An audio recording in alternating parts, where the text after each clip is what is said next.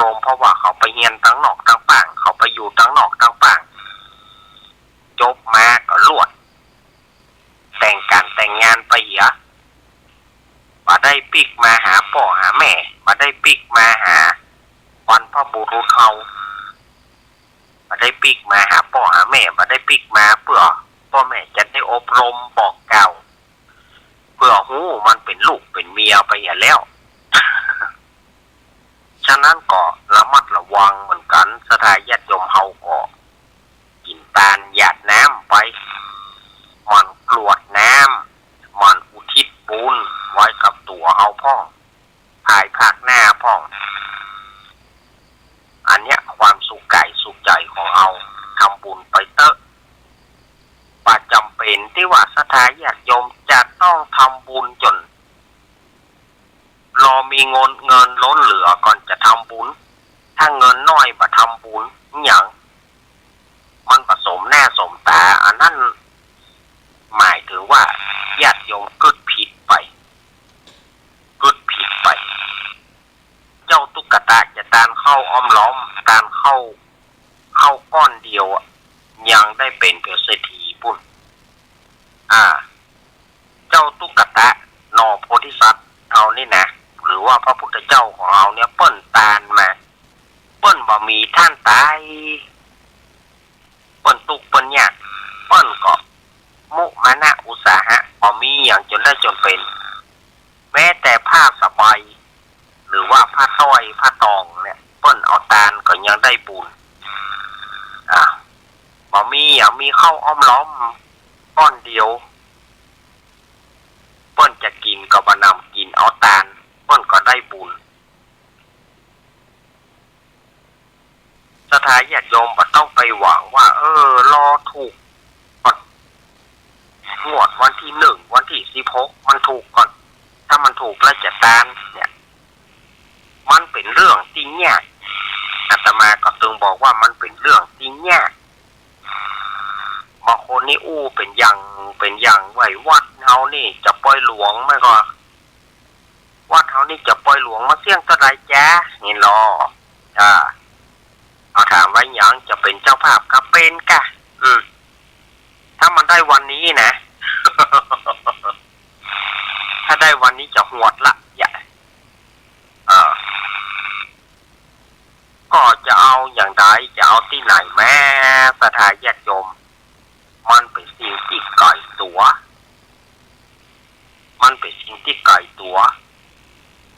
อันที่เปิ้นได้ก็ได้แต่เนอะ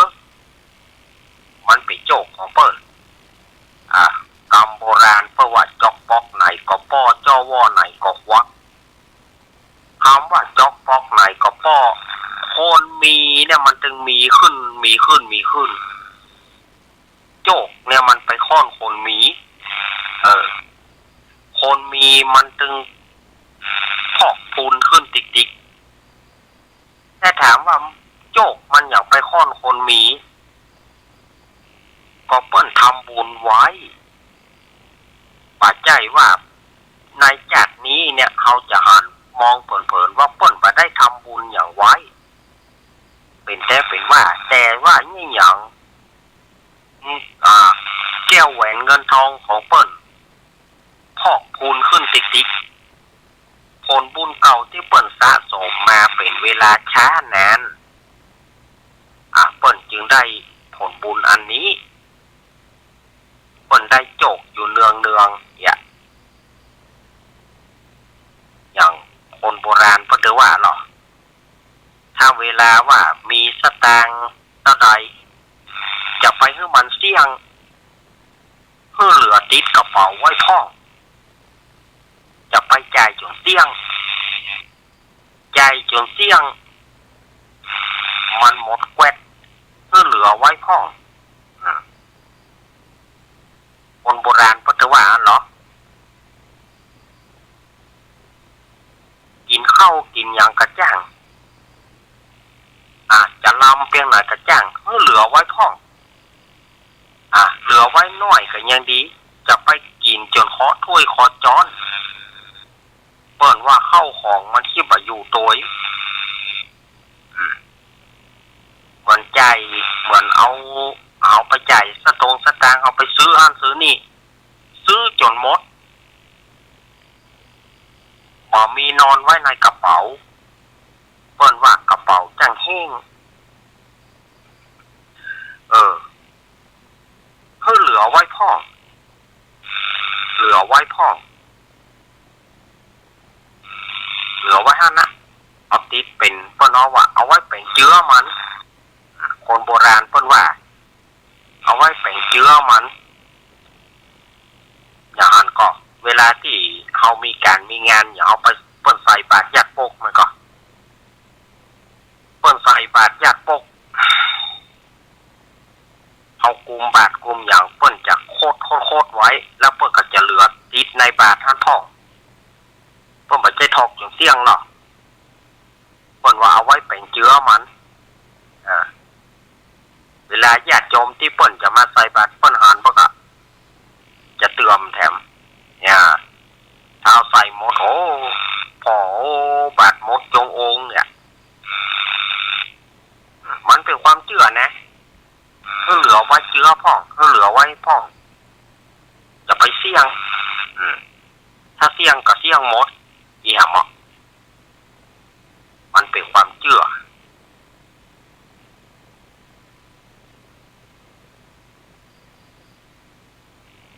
คนตะกอนเพื่อเอางัวเอาควายเพิ่นไปเลี้ยงผ่าเนาะเอางัวควายเพิ่นไปเลี้ยงผ่าส่งคือเจ้ามันแล้วย่างเก่งก็เหลือไว้ตวง เอาไว้ใช้ไว้ไถแหน่เอาไว้หั่นนะเอาไว้เป็นเชื้อมันตวงเอาไว้สืบพันธุ์ไปบางทีเอาตัวแม่ไว้บางทีก็เอาตัวปูไว้ใจกันถ้าควายนี่มันใจควายนี่มันจะสืบมันจะใจการใจงานได้ถึงตัวปูตัวแม่งัวนี่ใจได้กับตัวปูนะสถายญาติโยมเนาะถ้าเป็นควายนี่ตัวแม่ก็ไถนาได้นะควายนี่นะควายนี่ตัวแม่ก็ไถนาได้ตัวปูก็ไถนาได้แต่งัวนี่จะใจไถนาได้ก็ตัวปูตัวเดียวตัวแม่มาเอาไว้สืบพันธุ์เนี่ยสถานญาติโยมอันนี้ตามโบราณเพิ่นว่าเวลาจ่ายจะไปจ่ายเสี่ยงย่างเก่งก็เหลือไว้สัก20 บาทนอนกระเป๋าไว้หั่นคือเหลือไว้สัก20 บาทนอนกระเป๋าไว้หั่นมันจะได้พอกพูนขึ้นถ้าพ่องจ่ายจนเสี่ยงมีละพอมีแล้วก็ไปเสาะหาหน้าแฮมแก้มไม้เสาะหาได้มากระจาย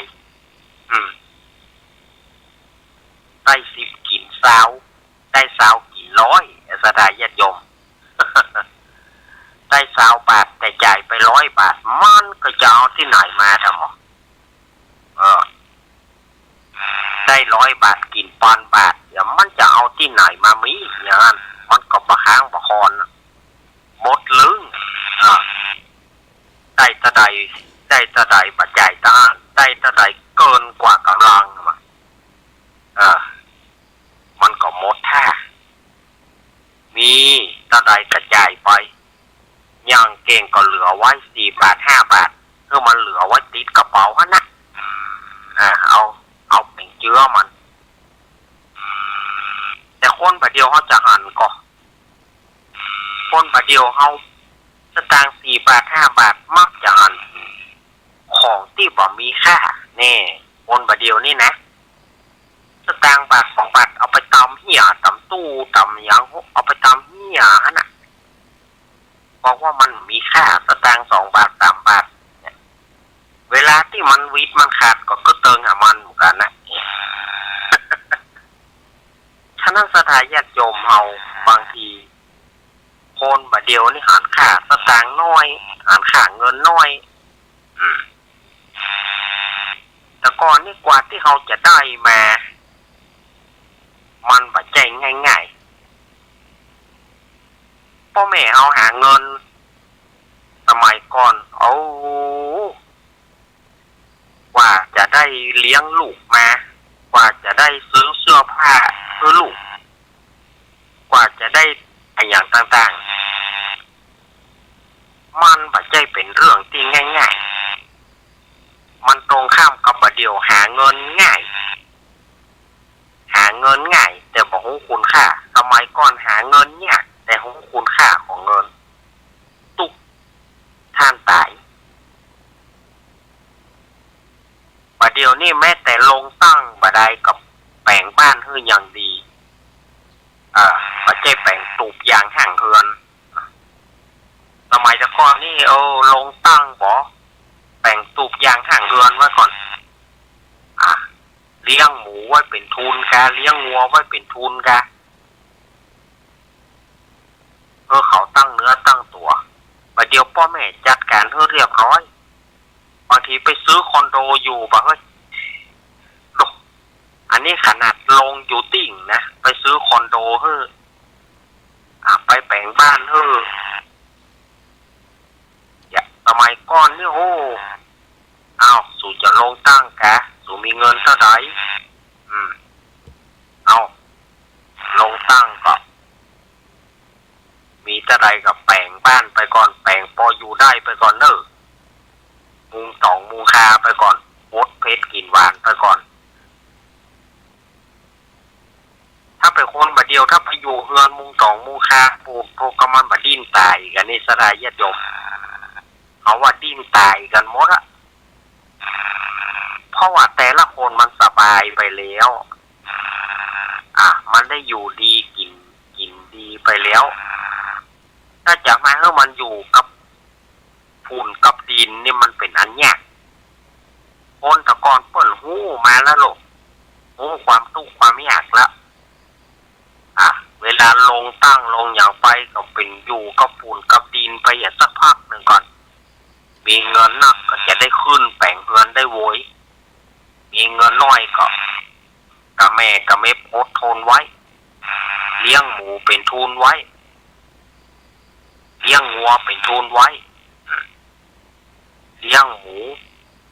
หมูใหญ่มาแล้วก็อ่านว่ามีพอสมควรนะบ่หมูใหญ่พอสมควรนะบ่ก็ขายเงินยังบ่พอเด้อก็ซื้อหมูเอาเลี้ยงต่อแหมเอาเงินหมุนเวียนนั่นนะเลี้ยงต่อไปจนว่าเงินมันพอแล้วบ่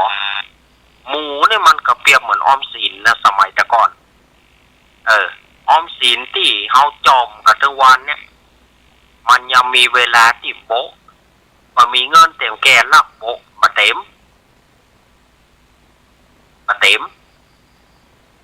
แต่เวลาว่าเฮาเลี้ยงหมูเนี่ย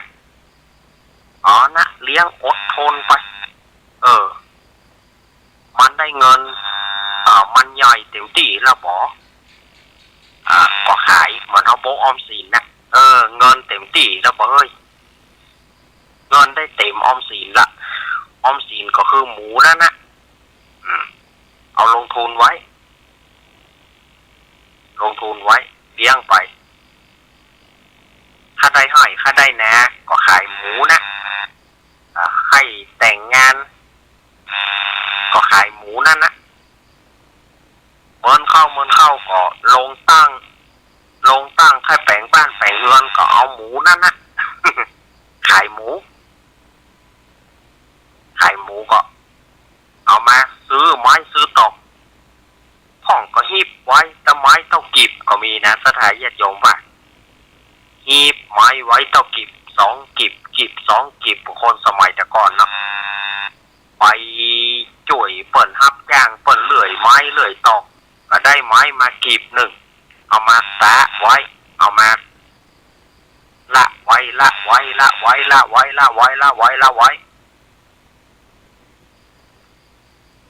มันปอละหมอก็แปลงบ้านแปลงจองทีแรกก็แปลงพออยู่ได้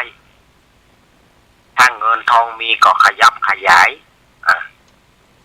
ขายบ้านหลังนั้นไปซื้อบ้านหลังใหญ่กว่านั้นแถมน้อย เป็นอย่างนี้นะในคนสมัยก่อนนี่ความมัธยัสถ์ความอดทนของคนสมัยก่อนมันเป็นอย่างนี้ถ้าเราจะมาเจออย่างคนสมัยประเดียวมันได้สบายไปแล้ว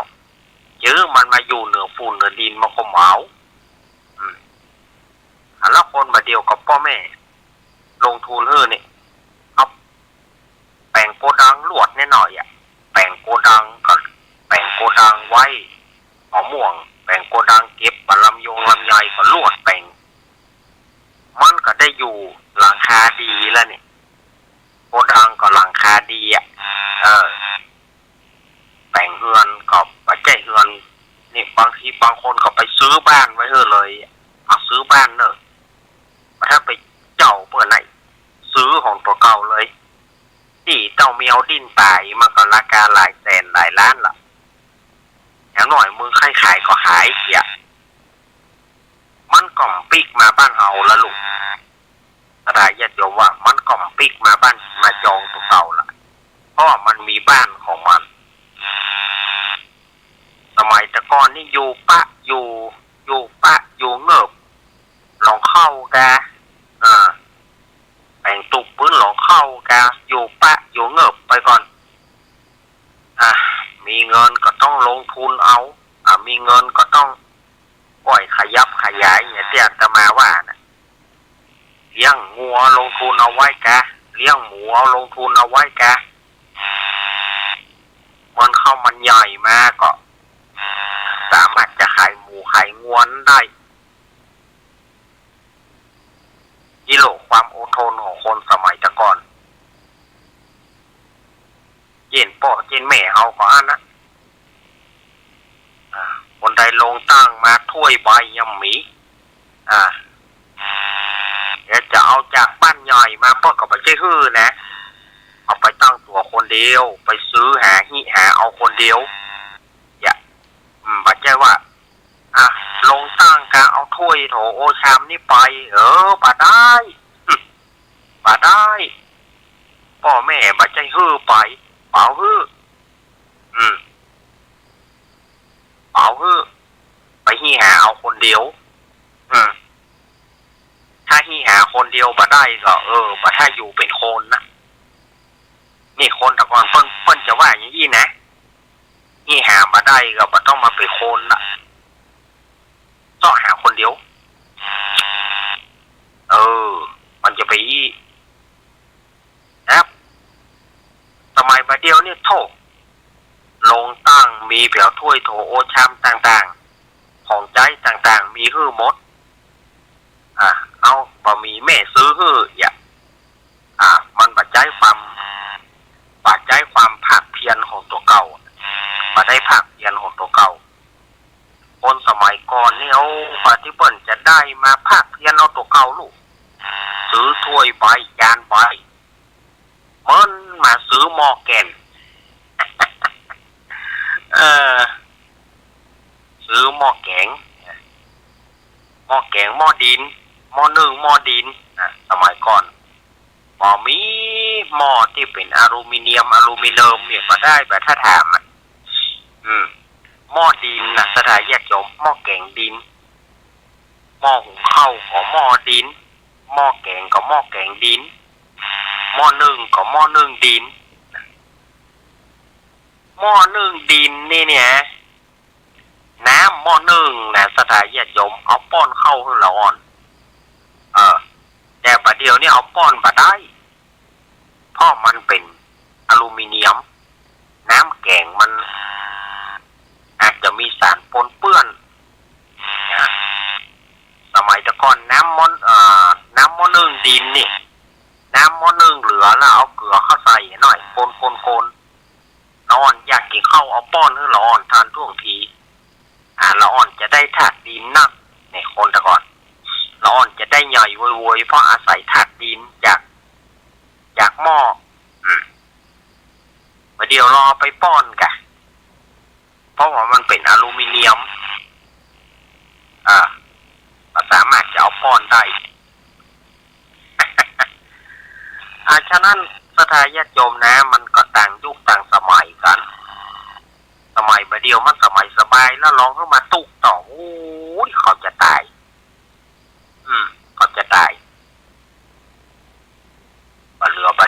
เนี่ยสถานญาติโยมเอ๋ย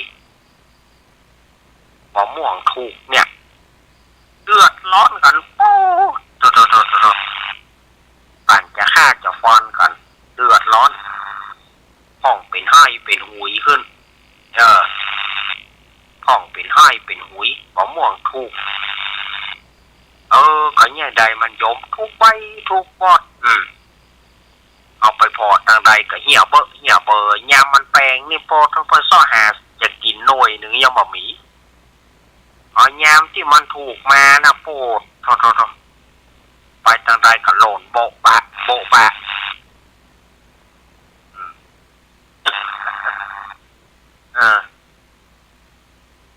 เนี่ยสถานญาติโยมมันก็คนบะเดียวนี่เวลาขาลงนี่บ่ค่อยยอมฮับเวลาขาขึ้นนี่ยอมฮับโอ้ได้เงินดีกับมัน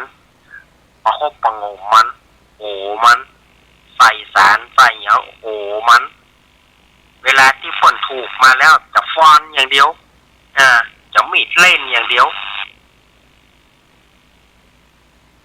การว่าฝนโลลำไยไปปลูกลำไยการว่าลำไยถูกโคตรไปปลูกมะม่วงชีวิตจะไปทางใดก็บ่ได้ล่ะฟันลำไยปลูกมะม่วงฟันมะม่วงปลูกลำไยเวียนไปเวียนมาอยู่นะ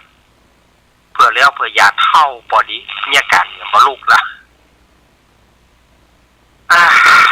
อันนี้ก็เอามาอู้กับสถานญาติโยมเนาะว่าในวิถีชีวิตของคนเฮาเนี่ยทำบุญกันไว้พ่อง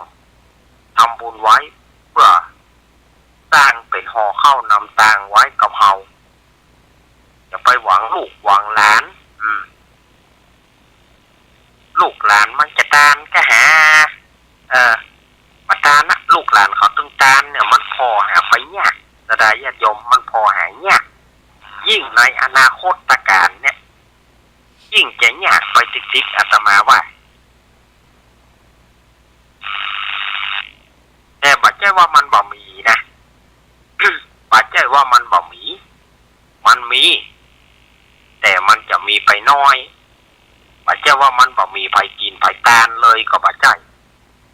มันมีไปน้อยบัดใจว่าโอ้ไปหน้านี่นะแกบ่มีไผกินไปแต่ขนาดประเดียวนี่บ่ให้มีไผกินไปตานแหะมันบ่ให้มีบัดใจว่ามันบ่มีเลยบัดใจมันบ่ค่อยมีมันบ่ให้จะมีแต่มันก็มีอยู่แต่มันก็มีไปน้อยอันเนี้ยถ้ามาลายเพิ่นไปแดนนรกโยมมาบานถึงว่าคนตั้งหลายเนี่ยเขาทำบุญน้อยเนาะท่านเนาะ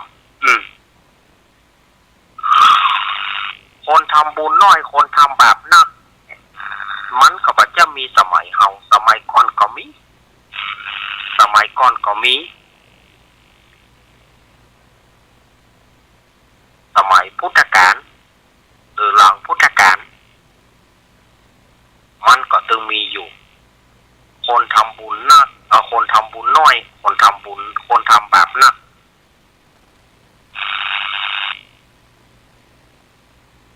มันก็อย่างนั้นนะบางคนก็หิหากินไปบางคนก็ว่ามันบ่รวยนะถ้ารวยจะทำบุญเมื่อมันป้นวันที่1เขาวันที่16นี่ไปก่อนหมอสถานญาติโยมแล้วถามว่าจะเอามาจากไหนแน่มีการมีงานเปิ้นขายโลโลนี่มีการมีงานเปิ้นขายโลโลนี่ท่านอาจารย์ที่จะหวดเท่ามันถามว่าจะหวดอย่างไรมันได้เตอะจะเอาอย่างโอ้โยมเอ๋ยบ่ถ้ามาหวังแล้วความหวังของโยมบ่ถ้ามาอ้วนจะมาฟังบ่ถ้ามาอ้วนจะมาฟังขนาดวันนี้ยังบ่ได้แล้วโยมจะเอาที่ไหนมา แล้วเมื่อได้ก็เมื่อแนะนำเมื่อใดก็เมื่อได้แน่นอนเมื่อได้ก็ได้แน่นอนนะได้แน่มันจ้าหน่อยแล้วก็จ้าแต่นะเมื่อใดบอกว่าไม่มาถึงเอา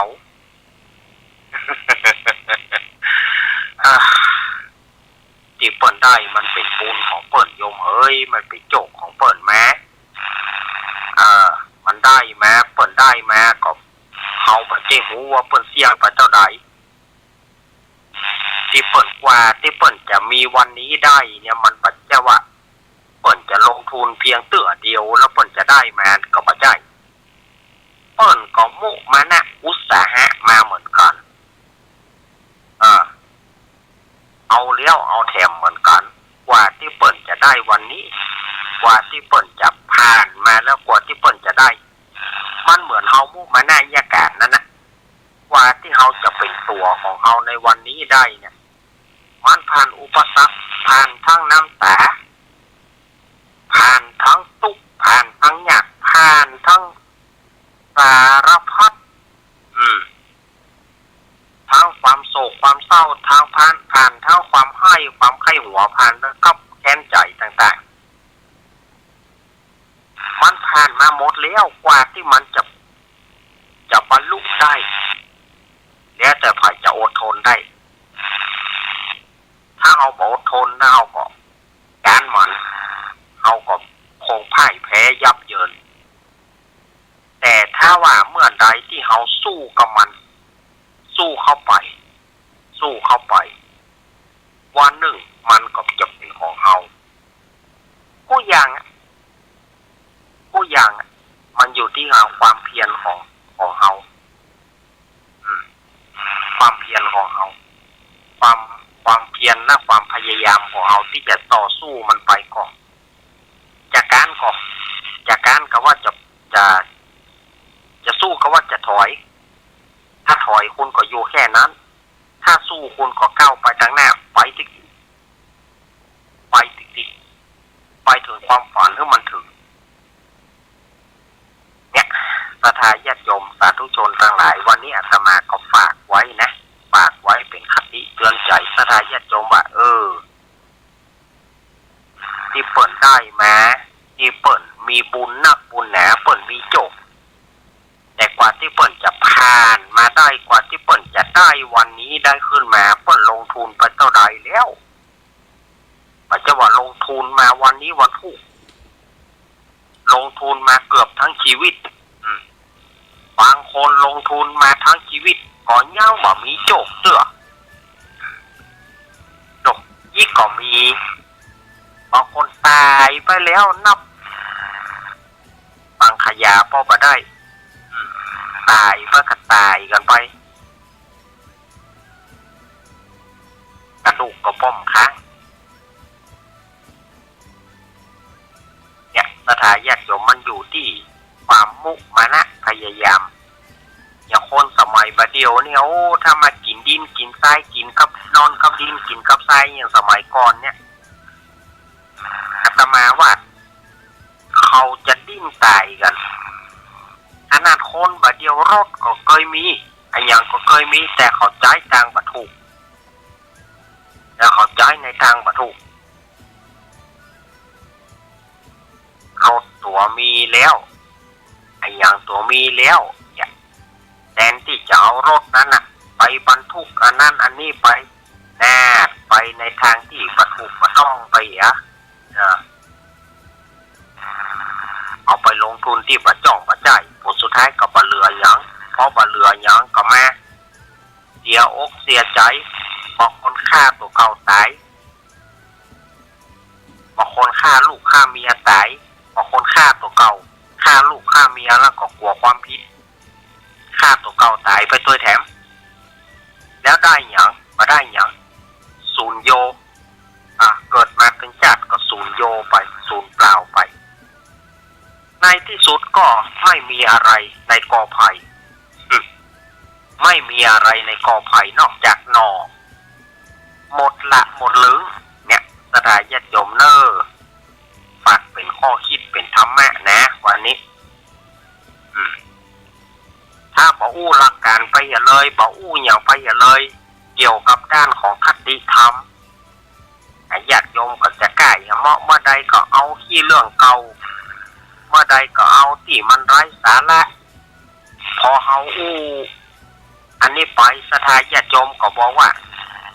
อยากจะเอาของเก่ามาเล่าดีกว่าเนี่ยมันก็ปั่นใจกันนะสถาญาติโยมปั่นใจกันพ่อปั่นใจกัน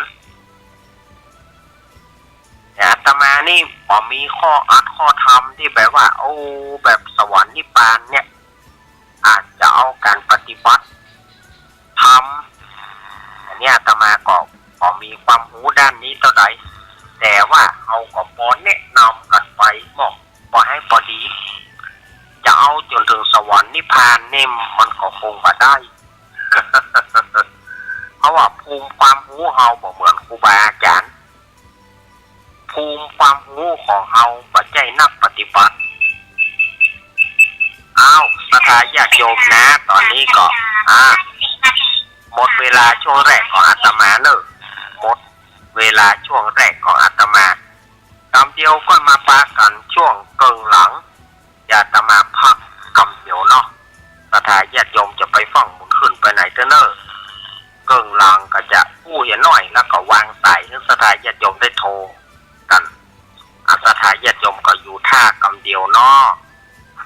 อาตมาใจเวลาจะอีกกันเนอะขอเจริญพร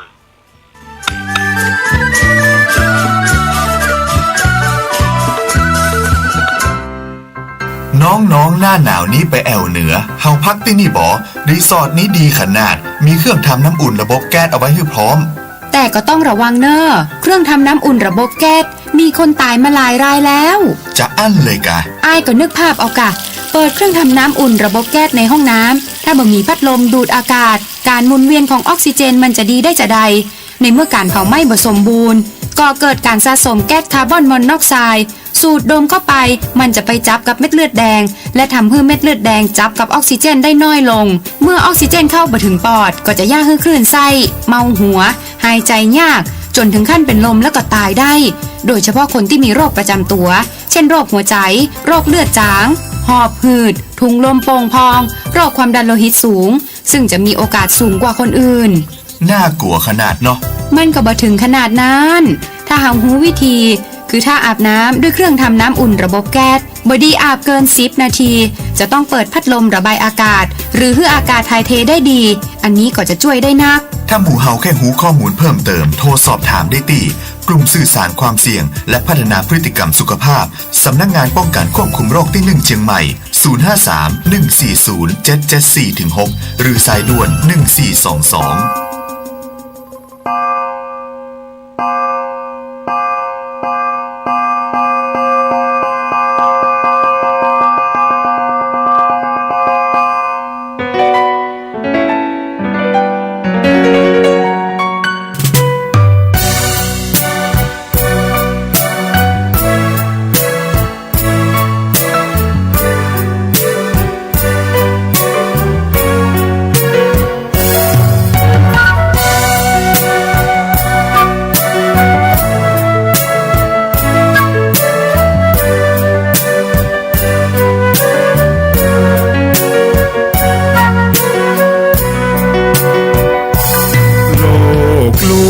ชวนให้คิดอนิจจัง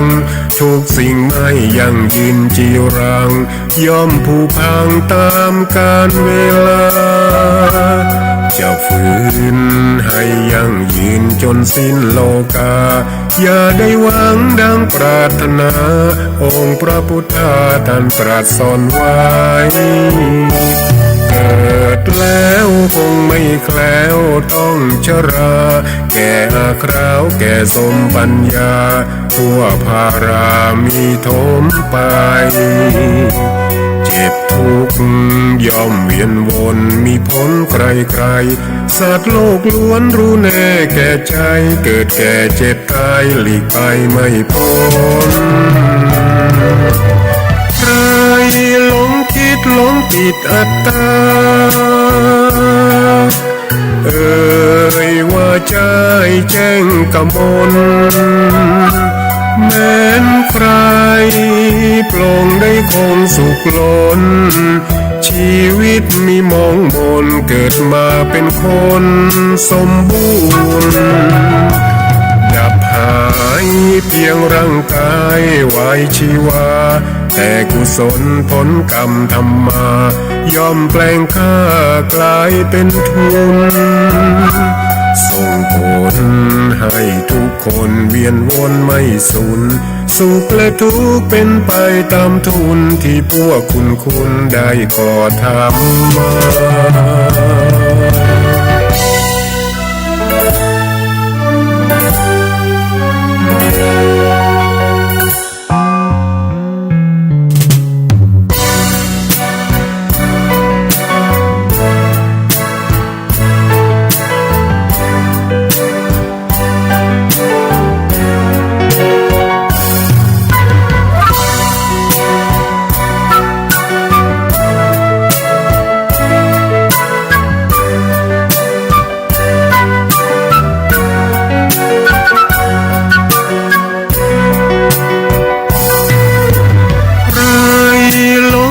หลงติดอัตตาว่าใจแจ้งกมลแม้นใครปลงได้คงสุขล้นชีวิตมีมองมนเกิดมาเป็นคนสมบูรณ์ดับหายเพียงร่างกายไว้ชีวาแต่กุศลผลกรรมทำมาย่อมแปลงค่ากลายเป็นทุนส่งผลให้ทุกคนเวียนวนไม่สูญสุขและทุกข์เป็นไปตามทุนที่พวกคุณได้ก่อทำมา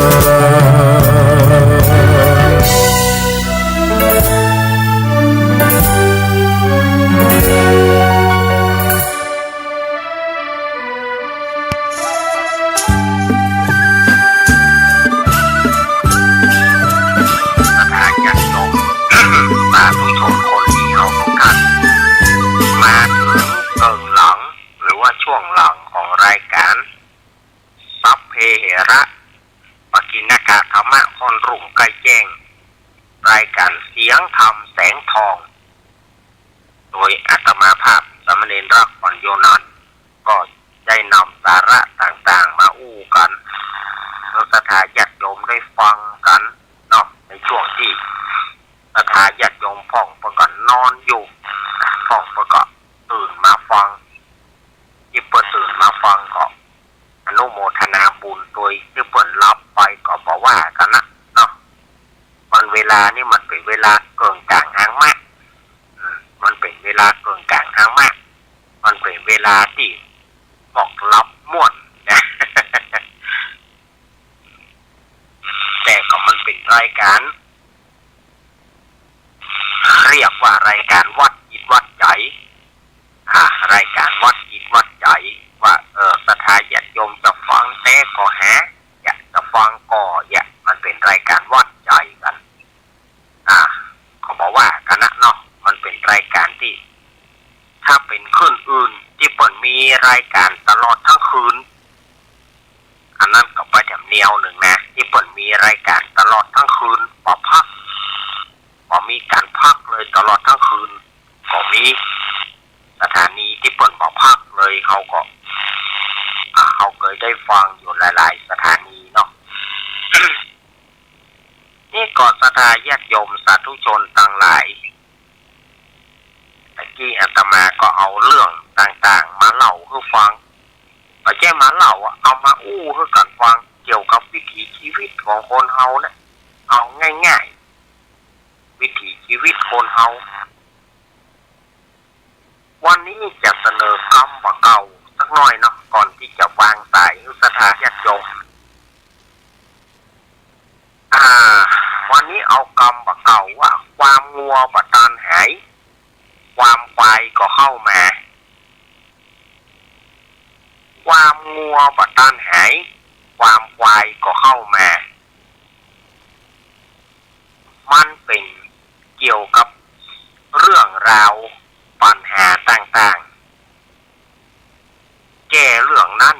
เลี้ยวเตืออ้าวเรื่องใหม่เข้ามาแถมแก้เรื่องนั้นยังบัดตันแล้วอ้าวเรื่องใหม่เข้ามาแถม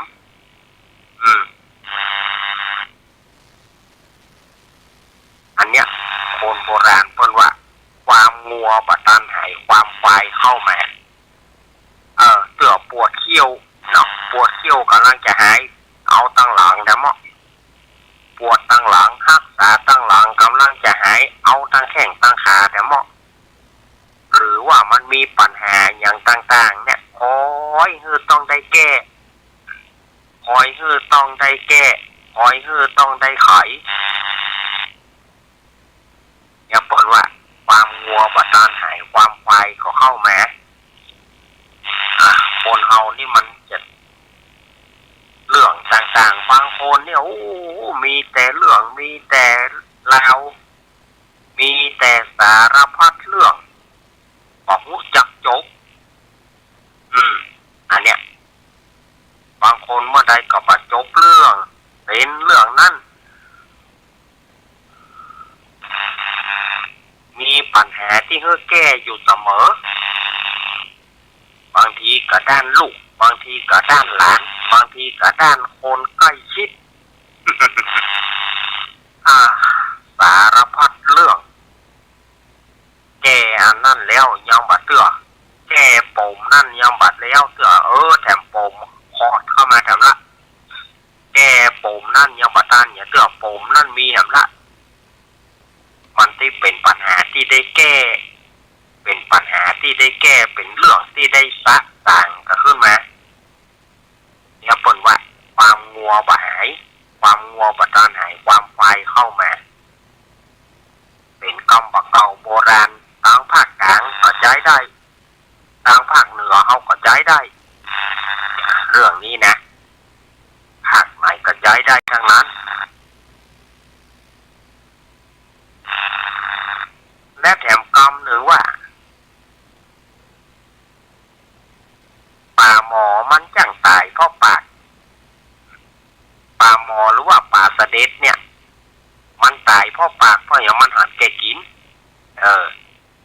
ส่วนมากป่าเสด็จป่าหมอนี่มันมักจะไปติดเป็ดของคนเอาทั่วไปเพราะว่ามันเจ้าโลกมามันก็หันแกกินมันก็เข้าไปเปิดไฟเหยื่อมันก็ไปหุบกินมันก็จึงติดเป็ดแล้วดิ้นมาได้ตายคนโบราณเพราะว่าป่าหมอตายเพราะปาก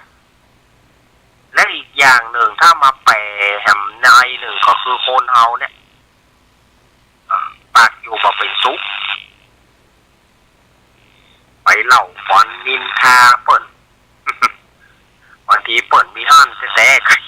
ยังบอกว่าจะก้มหน้าก้มตาเล่าเปิ่นก็มีอันเนี้ยมันจังได้เสียเงินเสียทองเปิ่นกินใหม่หัวเปิ่นใหม่หัวเพราะว่าป่าหมอตายเพราะปากเล่าก่อนเปิ่นทางใดที่เจ้าเปิ่นมีห้านนะจะบอกก้มหน้าก้มตาเล่าเปิ่นไปติ๊กสุดท้ายเจ้าเปิ่นเฮอาเข้าไปปุ๊บโธ่เอาล่ะเดือดร้อนอย่าเพราะว่าป่าหมอตายเพราะปากถึงกับโคนเฮาโยมเป็นซุกเหล่าหั่นเหล่านี่พอมีอย่างเฮือเหล่าตุเหล่าพระพอมีอย่างเฮือเหล่าเกิดพระเจ้าในวิหารปุ่นเหล่าเลอะเหล่าควันหัวหางกลางบ้านเหล่ากัดเหล่าลี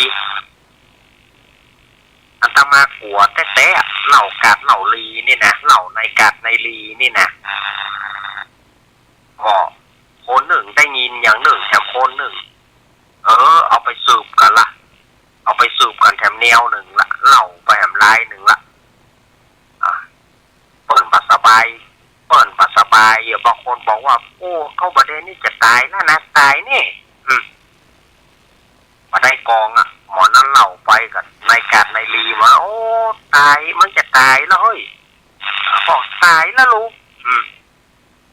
คนเอาใส่ห้องเย็นไว้หั่นเนี่ย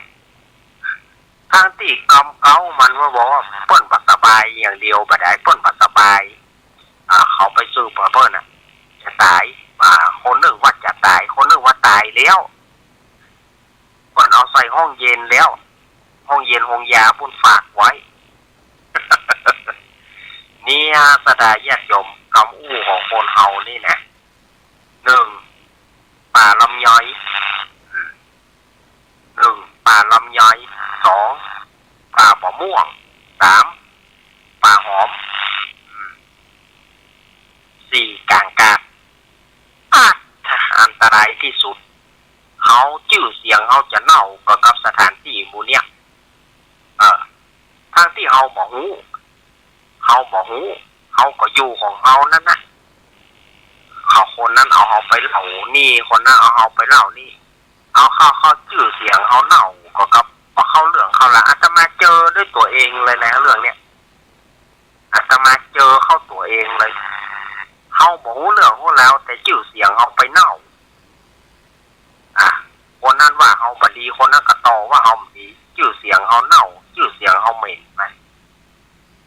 โดยที่เขาบอกเรื่องเลยคนจังเอาคนเดียวนะเอาเข้ากลายเป็นตึงหมู่อันเนี้ยมันสถานญาติโยมคือสถานที่ชุมชนถ้าลองได้เล่ากันแล้วมันเป็นปล่อยลามโซ่มันก็เหมือนโซเชียลประเดียวเหมือนสื่อโซเชียลประเดียวเหมือนกันสื่อโซเชียลประเดียวลองแชร์ไปคำเดียวกลายเป็นเรื่องใหญ่แล้วประเดียวคนนั้นว่าคนนั้นบดีคนนั้นว่าคนนั้นบดีก็สืบกันไปก็แชร์กันไปก็เลยกลายเป็นบดีไปเลยกลายเป็นชื่อเสียงเน่าไปเลยนั้นสถานญาติโยมก็ต้องระมัดระวังแน่เนาะการจะอู้เนี่ยแต่ละอย่างถ้าจะดีก็การกองดีก่อนแล้วค่อยเอาไปอู้แล้วก็เอาไปแชร์ถ้าเกิดว่าบดีบดักมาเอาไปแชร์มันจะเป็นเรื่องขึ้นมาหรือเอาไปอู้เล่าต่อกันแม่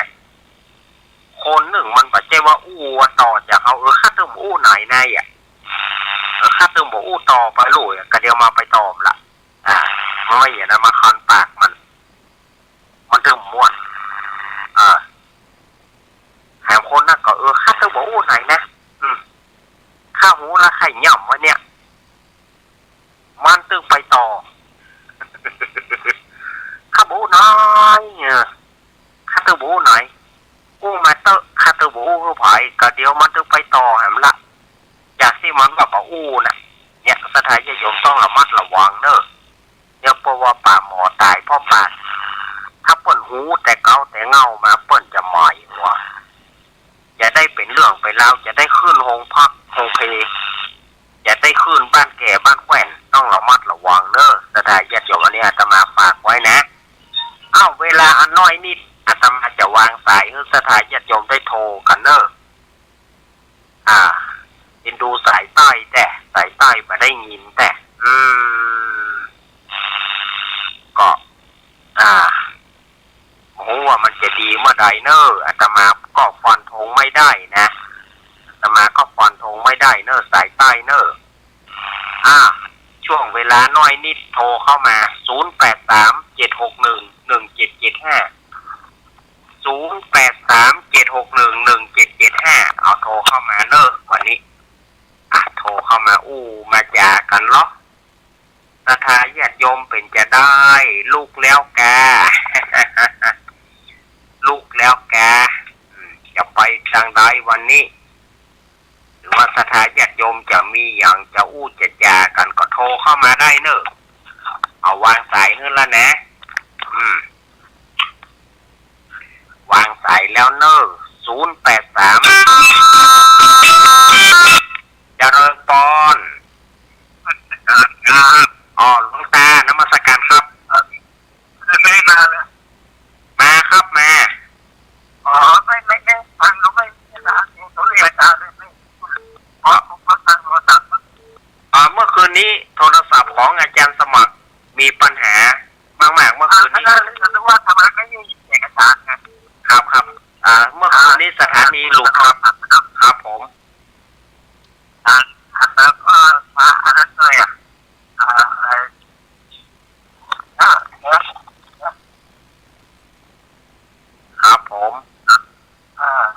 ใครแก้ไขนะถ่ายด้วยครับผมฟังโทรศัพท์แล้วเนี่ยอ๋อครับนมัสการครับครับนมัสการครับหลวงตาหลวงตากฤษวัดปางโม่แต่คืนนี้โทรศัพท์ของอาจารย์จะมีปัญหาหน่อยเจริญพรอ้าวย่ายหน่อยว่าไปเลยอ้าวยายก็เจ็บด้วยนี่นะสมัยมาเดียวบ่มีมุงค่าไม่ตีทิ้งหน้ามุงเวทันชิดก็ดีมุงค่ามันเป็นอดีตทุกทีสังกะสีเทศบาลคนดูแลดีถ้าว่ามีหน่วยเหลือคนสมัยแต่ก่อนคนใจเขาปุ๊บเอาใส่เขาซุกเนื้อนายประเดี๋ยวนี้นะหมูเราทำลายอดใจเนื้อนายใส่กระติกเจ้าหมอน้ำโวยจำไม่แบบเก่าอดใจกันเก่าแล้วเนื้อกินน้ำกินโคตกใจออกเนื้อบอกมีเนื้อหมอน้ำก่อนอันสมัยแต่ก่อนใจน้ำบอกกันน้ำกินน้ำฉันใจน้ำบอกเจ้าประเดี๋ยวนี้นะเอาหนุ่มเจ้าใจน้ำพบเจ้าเนื้อนายน้ำโวยน้ำบังวันน่าสมัยบัดเดี๋ยวกันนายผมนี่เจ้าได้กระติดนั้นยินใจหนุ่มเจ้าบ่ใจนึกกันเจ้าน้ำบังน้ำโวยจ้าไหวสาจ้ายินดียายน้อยตะกี้ยายน้อยอู้ถึงข้าวปุ๊กนี่มันหมายถึงหม้อใส่ข้าวสุกอะแต่ถ้าจะยอมมันเป็นตุ๊กปุ๊กไว้หรอหม้อใส่ข้าวเนาะที่ใหญ่น้อยว่าข้าวปุ๊กนั่นแหละมันเป็นหม้อป้อนหม้อไว้ใส่ข้าวสมัยแต่ก่อนมันแบบมีกะติป้อนหม้อป้อนเผาหม้อนั่นแล้วก็เอาไว้จ่ายหน่อยหนึ่งเอาไว้ใส่ข้าวสุกไว้ใส่ข้าวสุกคนยองก็ฮ้องว่าหม้อข้าวปุ๊กคนเมืองเขาฮ้องหม้อข้าวสุกแต่ว่าคนยองฮ้องหม้อข้าวปุ๊กนั่นนะสมัยแต่ก่อนมันเป็นหม้อข้าวเปิ้นตีปากมันเป็นตุ๊กปุ๊กไว้เปิ้นปีตีปากมันเป็นตุ๊กปุ๊กปัดตีปากมันแบนอย่างหม้อน้ำนะตีปากมันเป็นตุ๊กปุ๊กไว้มันก็ไปแถมแนวหนึ่งสมัยแต่ก่อนเพื่อเก็บเข้าสุกไว้เจริญปอนก็ได้ลูกแม่เกี้ยวสิงเกี้ยวเจ้าเล่ธรรมะวันนี้เนาะมอวะเห็นล่ะวันนี้เอาเปิดไปเล่านี่นะแต่เดี๋ยวเราจะใช่แหละมันตึงย้อนนะหรอแม่นะเราไปเล่าคนนั่นบดีคนนั่นบดีมันจะสืบกลับไปเหมือนนกคนพูดใช่ละถึงว่าเจ้ากับปีไปตัดแม่น่ากะไปติ๊กไอ้ติ๊กยาวเสียยาวติ๊กเหมือนนกคนพูดอะหมูมันมีที่ไหนมันห้องสืบห้องจนพอเสียงนกคนพูดพอเดี๋ยวนกคนพูดโหลดทางเพจนะมันท้องสืบกันไปสืบกันมาพ่อแม่เอาว่าจะเอกใส่นกคนพูดสูสืบกันแล้วเด้อโอ้โหคนจริงแค่นั้นลุงมี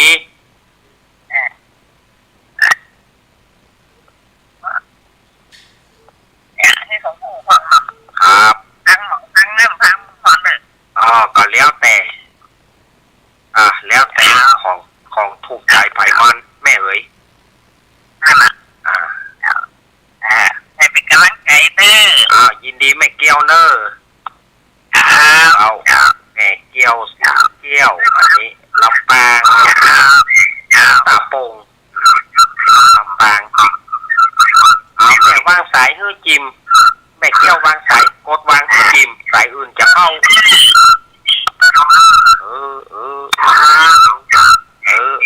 เอารู้ รู้อะไรแม่เฮ้ยเอาโทรมาใหม่เนอะโยมเนอะที่สายตะกี้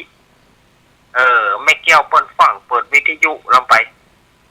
เข้ามาใหม่เนอะโยมเนอะ0837611775เนอะ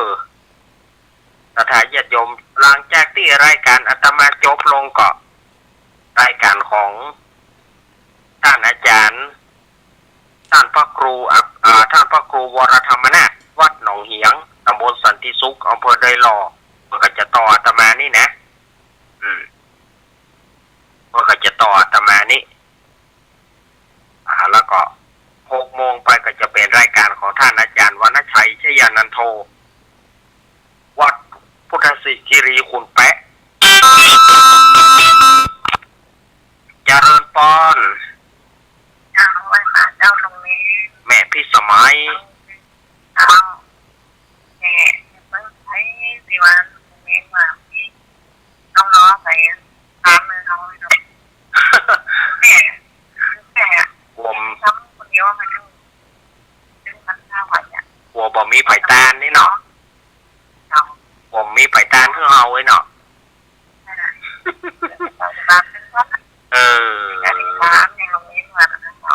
นะอธิษฐานไปเถอะแม่ทำบุญไว้ไปภาคหน้าทำบุญไว้เฮาพ่องญาติพ่องแบ่งกันไปเนาะยังน่าจะลงจากคนเก่งมาเอาคนดีนานเนาะเจ้าเอายินดีแม่พิสมัยเนอะเจ้าแม่พิสมัยนางแลอันนี้เปิ่นก็มาประจำแม่พิสมัยนี่นะนางแลเนาะลำปางเนอะไอ้ปนัดเปิ่นหวานเนอะปนัดนางแลนี่นะปนัดเปิ่นหวานเนอะสดายญาติโยมสับปะรดเนาะปนัดเปิ่นหวานอย่างเดียวนะสถานญาติโยมปนัดนี่นะมันหวานแต่ขี้ค้านกับตามันตามันนะญาติโยมว่าก็ปนัดนี่นะมันหวานแต่ขี้ค้านกับปากตามันนักเกินอัศนีวสานว่านะเนาะอัศนีวสานว่าอยากจะเป็นสับปะรดลองดูเพราะว่าตารอบตัวตัวบอกหัวอย่างอันใดก็หัน แต่เวลาจะกินนี่ก็ขี้ค้านกับมาเฉือนตามันขี้ค้านกับเฉือนตามันนักลำไปเนาะหน้านี่มันสุกแล้วนะปนัดก็สุกแล้วนะปะตื่นปะต้องก็ออกหน่วยละเริ่มที่จะสุกละผลไม้ปะไฟเนาะปะไฟปะโจกปะไฟนี่มันมี2 ลักษณะนะสถานญาติโยมอันที่มันเป็นหน่วยใหญ่โมโก้นั่นพวกเขาหน่วยปะฟ้ามันหวานหน่วยปะไฟนี่มันไปสายไว้หน่วยปะไฟปะโจกปะโจกนี่ส้มปะโจกที่ขอใบมันไปแป่งหั่นแป่งนี่นะใบมันเป็นโจกเป็นลาบนะปะเคาะนี่มันหน่วยมันเหมือนเงาะแห้งจางมากเนอะมันถ้าจะหวานเนาะหน่วยปะเคาะนี่จางมากเนอะจางมากนะแต่ก่อนนี่จางจังเตียวมาทำบ้านเฮาเนาะสมัยก่อนมันถึงจอดกินหน่วยปะเคาะนั่นนะหน่วยมันเหมือนผิวเงาะแห้งมันเหมือนผิวเงาะแห้ง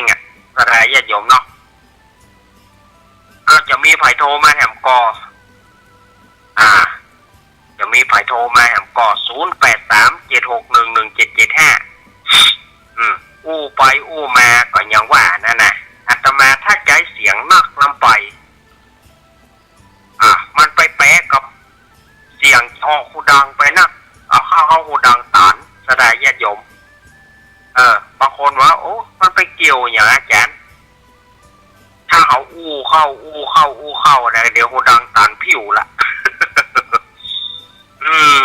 รู้ว่ามันเป็นเหตุผลโกนใดเหมือนกันใจเสียงนักๆเข้าเนี่ยมันก็นะบางทีถ้าได้อู้ไป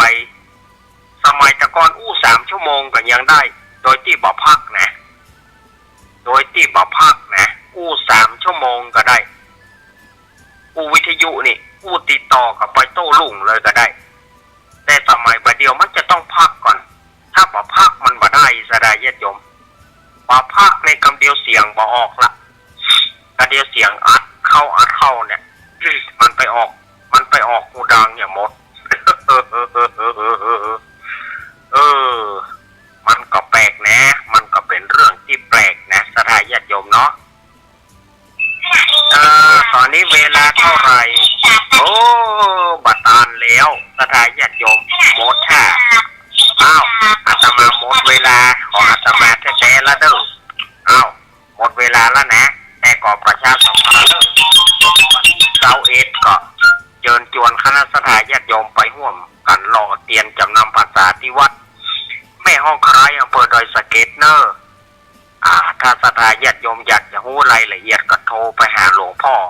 ท่านพระครูชลทานพิทักษ์ได้เนอ081 796 4608 ติดต่อเปิ้นเนอถ้าอย่าใดจะร่วมไปเจ้าภาพอย่าใดก็ติดต่อเปิ้นเอาเนออ้าวอาตมาภาพขอบคุณทุกเสียงทุกสายทุกสถานีที่ฟังรายการด้วยดีเสมอมาต่อไปก็ฟังท่านอาจารย์ท่านพระครูวรธรรมนาถเจ้าคณะตำบลสันติสุข เจ้าวาดวัดหนองเหียง ลำดับต่อไปนะอาตมาลาก่อนเนอสถานญาติโยมเนออภิวาทนาสีริสนิจังวุธาปัจจายโนจัตตารโอธรรมวัฏันติอายุวโนสุขังปะลังขอเจริญพร